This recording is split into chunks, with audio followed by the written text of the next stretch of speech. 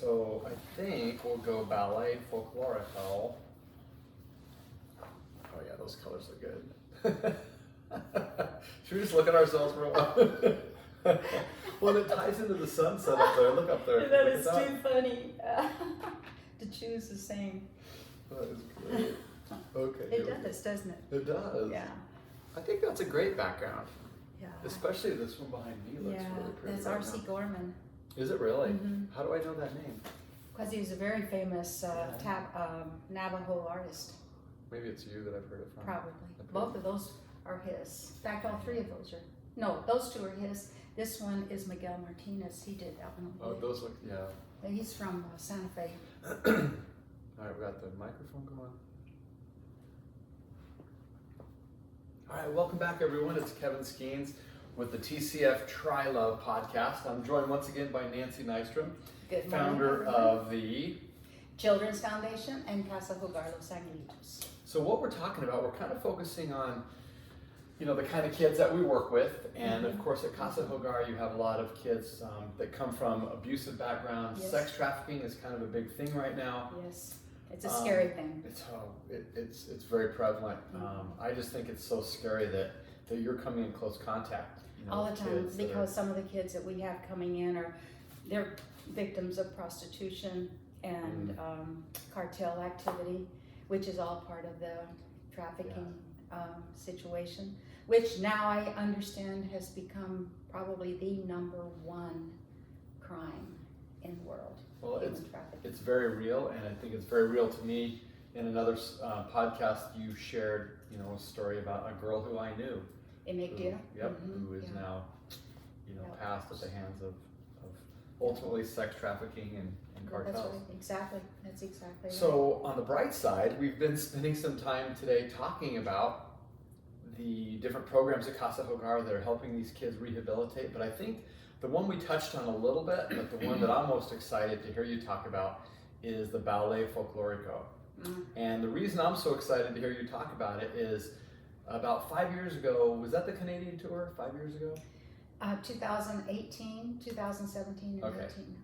Okay, Yeah. so 4 or 5 years ago, you know, I had the privilege of going on tour in Canada, and it was one of the most rewarding experiences I've ever had. You know, getting on a bus with all the kids, driving from town to town, loading up, going through sound check, and then seeing the performance get pulled off, cleaning up, packing up. It was an amazing experience. So could you talk a little bit about the program, maybe how it got started, and, you know, please weave in there the influence that it's having on these kids who are victims of a lot of the sex trafficking and abuse that we've been Or talking who could about. be, if it weren't for the fact that we are teaching them thank and you. training them in this activity, in this very, very special program, Ballet Folklorico.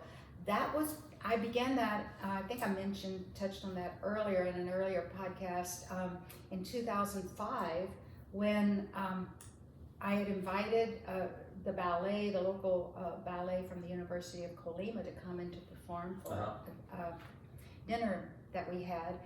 And while they were performing, I watched the kids and saw how they responded to them. I mean, they were just in awe.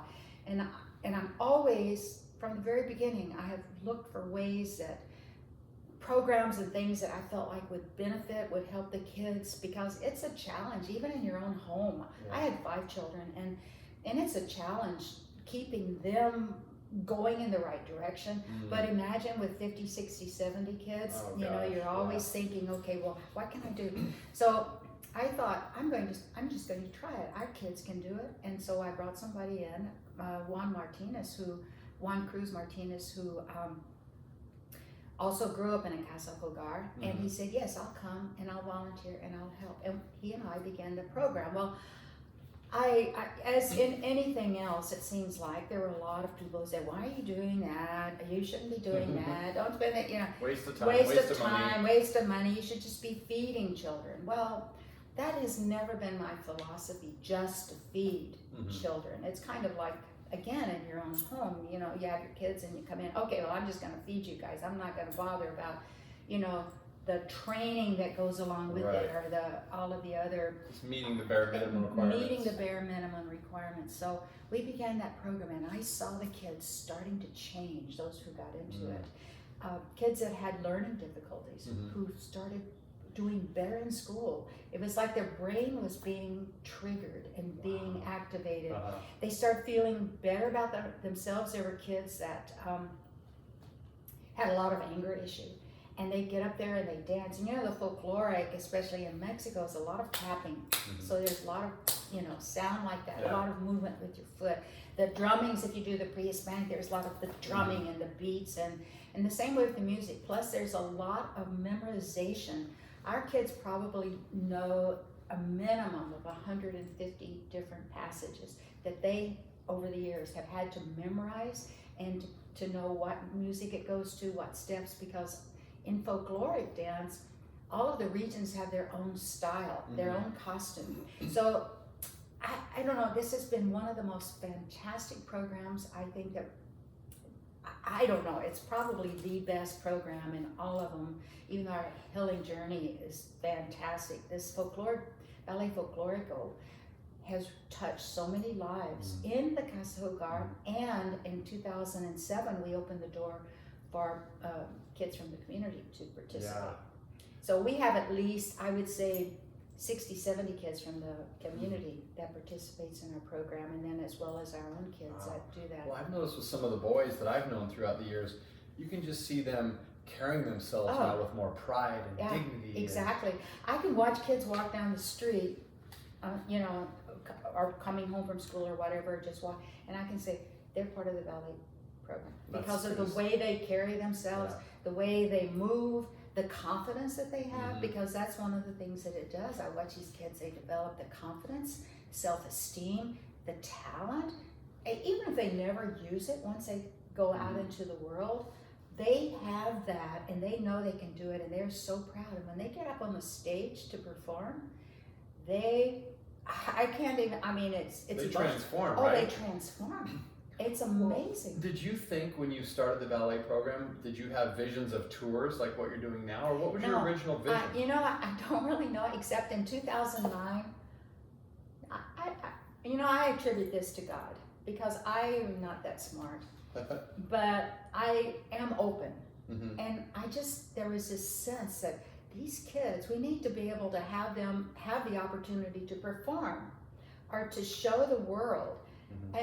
And on top of that, I felt like, why can't these kids have the opportunity to go and to be to perform internationally in the United States? Well, I was very active in Colorado at that time, and because of that, I was able to set up places for them to perform. I didn't know how it would work. So you were managing a tour. Right? I was managing a tour. Oh yeah, exactly. And I was concerned because people said, "Oh, if you take them, to the United States, they're never going to want to leave. It's going to be a very negative thing." And there have been people, they go and then they don't go back. All these negative things that I was hearing, but the more negative things I heard, the more I was determined I'm going to do it differently, because that's not true. Now, were these Americans or were these people in Mexico? No, it was the Americans. I mean, it was people from the U.S. or people that had second homes down in Manzanillo. Oh, you shouldn't do that. The Mexicans, they felt like we should just maintain the children, and all these extra things that we did. And not all but some of them. I fought that from the very beginning, that you just need to be feeding these children. They need to remember their place. And meaning poor and if they came from the street, that's where they that's their place. If they came from poverty, they're probably not going to rise much above that. You take care of them, you feed them, you keep them. It's a maintenance program. The mentality. Well, has there been? Let me ask you this, and I'm getting sidetracked a little bit. Has there been resentment with what these kids are doing? We talked earlier how these kids are graduating college. Is there resentment? Yes. Yeah, there have been, and some people say from the community, the local community, who don't have that opportunity, they say, "Oh, they live better than I do," or they have more than what we have. Well, maybe so, but also in the with the Ballet Folklorico, one of the reasons that we opened it up for the community is because I felt like this is something we can offer the kids in the community that would not be able to afford to do this themselves, because we provide everything for them. all their costuming and the teachers and the trips, everything that we do. And I felt like this is giving back to the community and providing this opportunity. Mm-hmm. And it has been so successful. I would say that 80% of the kids from the community, Mm-hmm. as well as then of course our own kids, have gone on to further education of some kind. And we have given scholarships to some of the ballet members who wanted to go on to university, even though they weren't part of the Casa Hogar. That's So amazing. in helping the community, helping these kids, I feel like that we have really made a difference in the community. Now, the community is very, very proud of the Ballet Folklorico and the parents of these kids that are in the community. Well, no, someone would have to read your first book to understand that there was a time when you were starting the Casa Hogar where people wanted to throw you in jail. Yeah, I was under arrest for 2 years. And now the community is celebrating what They're you're celebrating doing within the what community. we're doing. That's That alone exactly right there Yeah. is a very transformational In story. 26 years, we've gone through just about every kind of thing that you can go through. People trying to shut us down, people trying to put me in jail, people telling me why we cannot do this, why we shouldn't do this, how we should be doing it. It's always, somebody's always telling you why you should be doing it different than what you're doing. Right. I guess my self-confidence comes from feeling like this is, I believe this was God's project, number one. And by having that confidence and by trying to follow what the original instructions basically were, is that children deserve to live in beauty, they deserve to live with security and with respect. Wait, will you repeat that again? Children deserve to live in beauty, Okay. they deserve to live in security, and they deserve to live with respect and with education and with medical care and love. So these things, and that was, I felt, was that first message before I even knew that Casa Hogar would exist.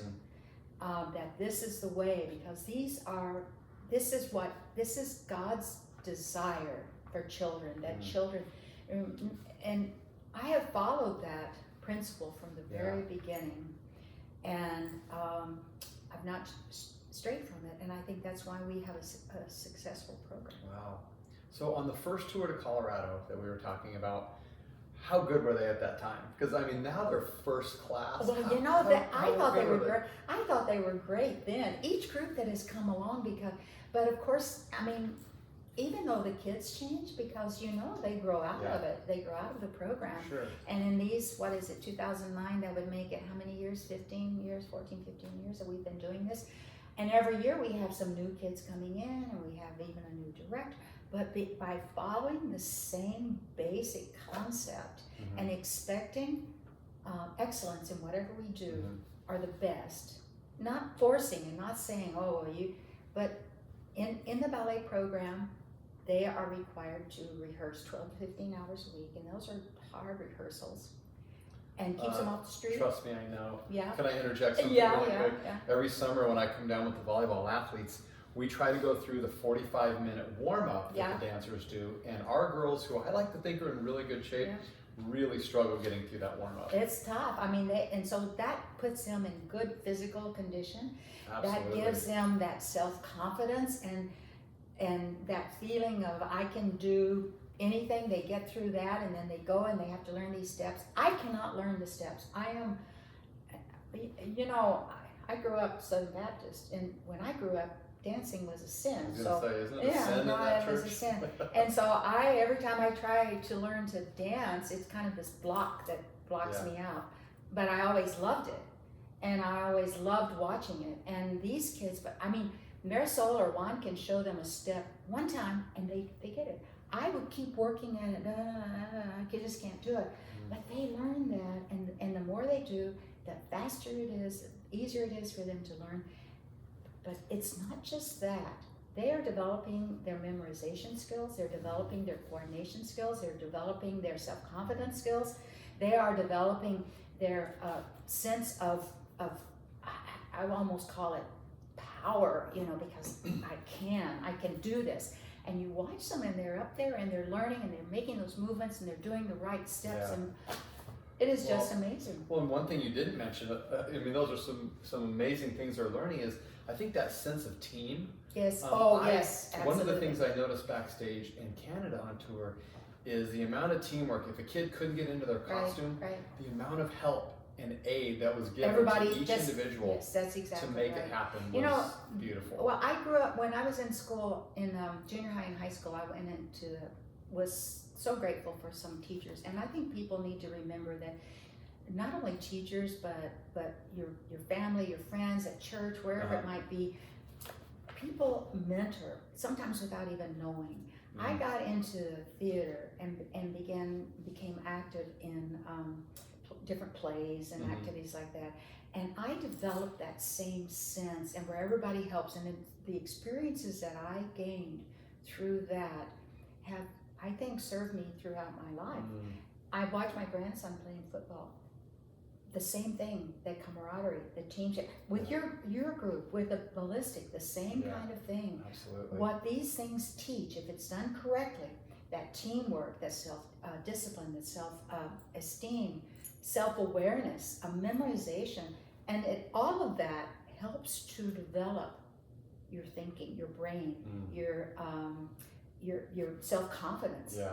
And what I started to say a while ago, I would say at least 70-80% of the kids that are part of the ballet go on to college.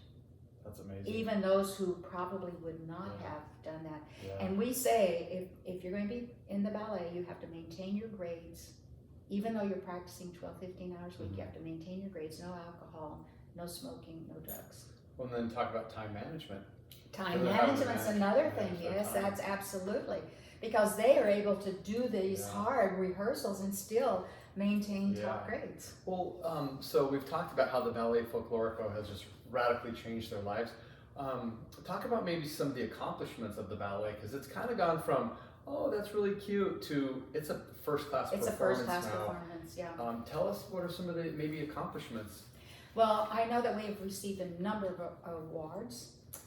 When we went to California, the consulate there came and they presented us with an award for representing Mexico, because first class representation of the folklore. Well, I remember when the consulate came, there was an entourage. Yes, like, it exactly. Was a big deal. It was a big deal, yeah. And here are these kids, and our youngest usually that we've had tour with us was 8. So if you can imagine, 8, 9, 10-year-old, 12-year-olds, 14, 15s performing. Like professionals, and better than many professionals. I mean, it's first class, and they have won awards in different places. They traveled to Peru. We've had people. We've been invited to Toluca, to Guadalajara, to events and different opportunities like that. And these kids, what they get from that is the knowledge that they can do it. Absolutely. And if you can do it there, you can do it anywhere in life. Well, talk about a self-esteem boost. Yeah. And go back. I mean, sorry to interrupt, but the thing about the trafficking, human trafficking, none of those kids will be trafficked because they have the self-confidence. And traffickers, they look and they see somebody vulnerable, and a person or a child or a teenager who is self-confident, who walks, who has that self-esteem, they're not going to go after them because they know they probably won't be successful. They look for the vulnerable kids, the ones who don't have that, who come from extreme poverty and don't feel good about themselves. I see what you mean. I mean, it really is changing the kids from the inside out. Yes, it is. It is, absolutely. And what it does for the community and the pride that it does within the community to see us doing this. And this is our Manzanillo, representing Manzanillo. When the peace ship comes, there's a tour ship that comes from the East, Japan, and sponsored through Japan, but it also has some Asian countries that come and they travel the world to, supposedly, the part of it is to bring peace or to enter exchange. Our city always gives our Casa Hogar in performance as one of the options for them to tour. What an honor that is. Yeah, so do you have any future goals for the ballet? Like, what's upcoming? Are there any tours coming up now that we're post-COVID? I was going to say, COVID created a big problem, and getting visas are a problem right now. It's a long wait list for people trying to get a visa. But I am hoping, I'm talking with some people right now in Victoria, Texas, a church there, and some other people in hopefully San Antonio and in Houston to do a Texas tour. Yeehaw. I know it. I know it. I love that since I was born and raised in Texas. That'll be I great. gotta feel good about that. But also, we have people in Colorado that are also hoping. So I'm thinking in terms to kind of make up for 2 years of lost time, Yeah. that we might do a tag team where we do Texas and go to Colorado, and then. Well, and Nancy, talk a little bit about here in our last couple minutes. I think one of the things we've talked about before is partnering with some dance schools in the States. Yes, and yes. how would that look? Oh, I would love the opportunity to do that. One of the things that we have done in the past, when we were in Westerville, Ohio, we worked with one of the dance clubs there, and of course they we performed alongside of them in one of their events that they did for the city. If we can put together some good relationships with some dance groups, clubs, I would love to be able to do some exchange programs, because we can bring them down, or they can come to Manzanillo and study at our Cala, our cultural center that we're developing there, study Ballet Folklorico or other dances, because our directors there are professionals, and Marisol has a degree in dance science. And she's the director. And she's the director. And Juan Cruz, who helped to begin this, also has a degree in studies in folkloric dance. They are so good, and it would be such a treat to be able to do that, bring people down and study, 3-week course, 5-week. Well, and the training that would go along with that from the Trilove perspective too. Exactly. Well, then you've got all of these basics that you work with. Now you do some classes also, don't you? Some study groups and. Yeah, I think leadership development, mental toughness training. There's a lot that can be done with groups that come down to Manzanillo. Now the hope is that someday they'll be able to stay in the Cala facility, Right. which is what we're going to talk about in our next podcast. Yes. Okay. So I'm looking forward to that, and you have to talk more about what you do in some of the training that you can do. Okay. All right. Okay. We'll talk about that in the next one. Okay. All right. Thanks, Nancy. Boom. That was a good one. That was a really